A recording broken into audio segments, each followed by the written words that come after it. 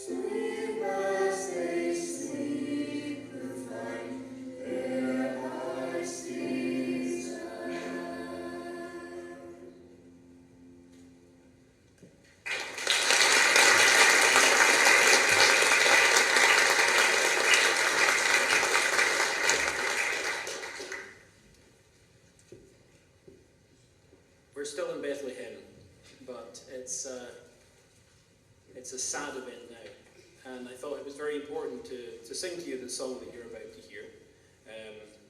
It commemorates the slaughter of the innocents, as it's traditionally known, a time when the king was so enraged and afraid that somebody might overthrow him that he thought it would be a good strategy to kill all the babies under the age of 1. And you may well ask, people will ask, well, what's that doing in a Christmas story? Isn't Christmas supposed to be about joy and happiness? But, we can't have the joy, the happiness and the light without facing the darkness as well. And I just think this is, there are some beautiful songs written about that very sad event, but this one is the most painfully, poetically beautiful one I've ever heard. It's an old Basque carol. If you don't know about the Basque region, it's really fascinating. Look it up. But it's translated into English, and it's translated absolutely beautifully by the Reverend J. O'Connor. You hear words like these. Yet fallen petals haunt thy ways, deep desolation moans in Ramah, Rachel bewailing sons that are not, disconsolate, O Bethlehem. I'd love to go into more detail about what those mean, but just suffice to say, it's wonderful poetry that kind of brings out the fact that this is something that wasn't new to the story. When Jesus came on the scene, there were many times throughout history when innocent lives had been needlessly lost. And of course, it just felt right. We are living in a period where similar scenes to what would have been seen in Bethlehem have been seen far too recently, haven't they? And we are so aware of those, and indeed in the same region in which they were seen. And so, what more appropriate way, I think, to mark Christmas than to sing this song, O Bethlehem. And it's an old Basque carol, originally Oi Bethlehem. We're singing it in English. O Bethlehem, 'tis not the rosebuds' time to open.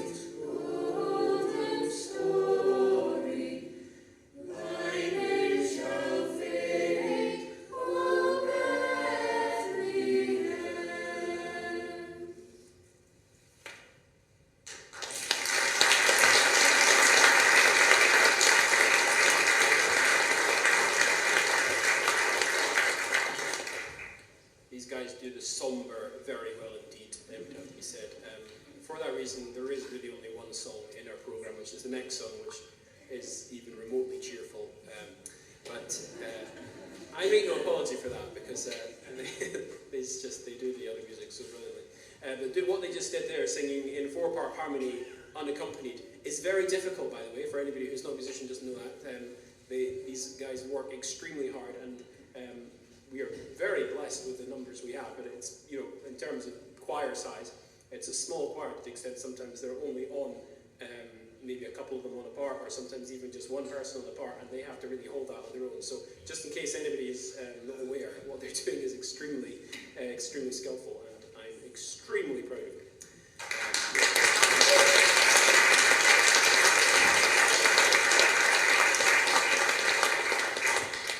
So on that happy note, we do have, the last of our Christmas set is a very upbeat and happy Christmas song, which again, you're very unlikely to have heard, but it's an absolute cracker.